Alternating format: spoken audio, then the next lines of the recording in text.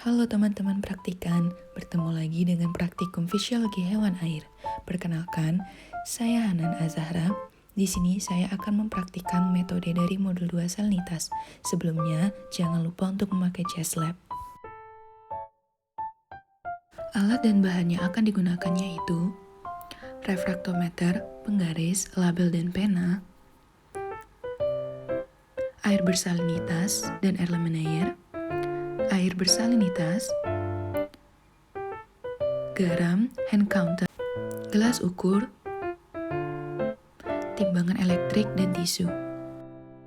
Langkah kerja yang pertama akan kita lakukan yaitu membuat air bersalinitas sesuai rumus. Di sini saya telah membuat air bersalinitas yaitu 60 ppm dan akan saya bagikan menjadi takaran 15 ppm dan 35 ppm. Sesuai dengan perhitungan rumus, akan saya masukkan pada air biasa air garam tersebut. Setelah dihomogenisasikan, kita akan melakukan pengecekan kadar salinitas menggunakan refraktometer. Sebelumnya, kalibrasi alat refraktometer agar hasil lebih valid. Tutup dan keringkan bagian yang basah. Kemudian, refraktometer akan memunculkan kadar salinitas air yang dihasilkan, yaitu 15 ppm. Selanjutnya, kita akan membuat air bersalinitas 35 ppm.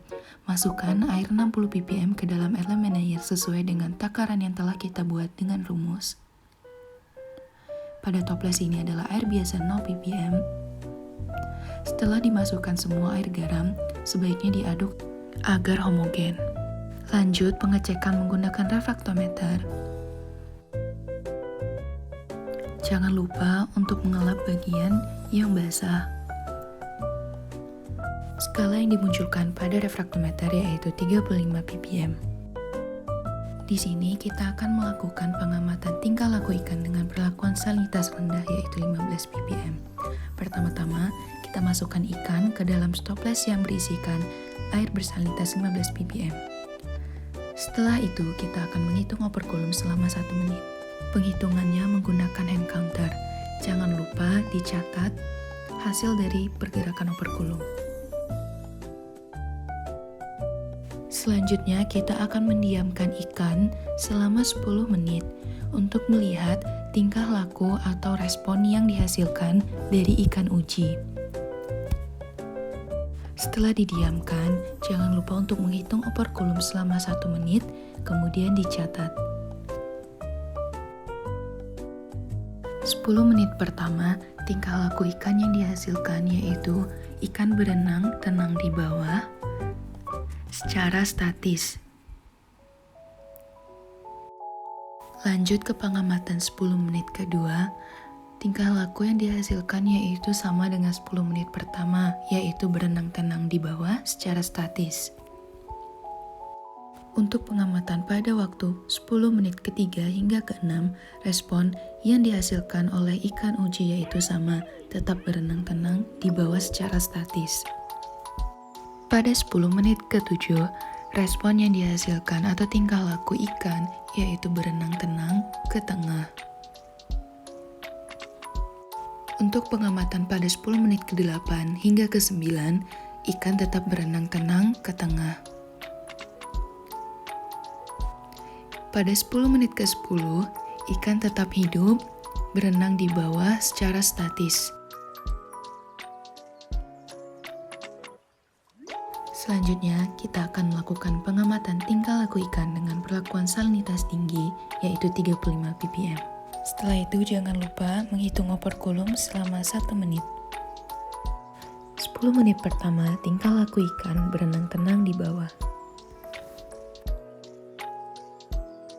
10 menit kedua, ikan mulai berenang secara agresif.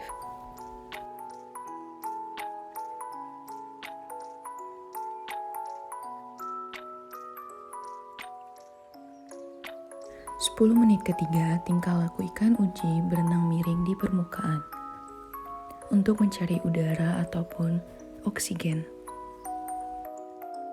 Selanjutnya, 10 menit keempat, ikan berenang miring di atas dan kejang-kejang.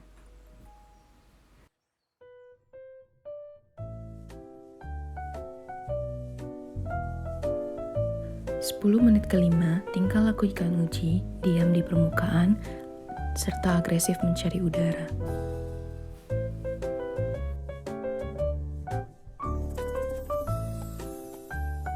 Pada 10 menit ke-8, ikan mulai berenang secara tidak stabil.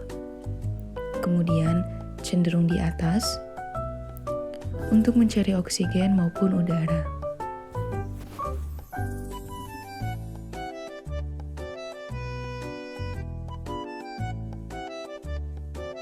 Pada 10 menit ke-9, tingkah laku ikan mengambang dengan posisi miring dan mati. Salinitas sendiri memiliki hubungan yang erat dengan osmoregulasi. Jika salinitasnya rendah, maka osmoregulitas rendah. Jika salinitasnya tinggi, maka osmoregulitasnya tinggi. Selanjutnya, kita akan melakukan pengamatan morfologi, yaitu ada panjang total, panjang standar, tinggi badan, dan berat badan. Ikan dari salinitas tinggi dan rendah, setelah itu akan dilakukan pengamatan morfologi.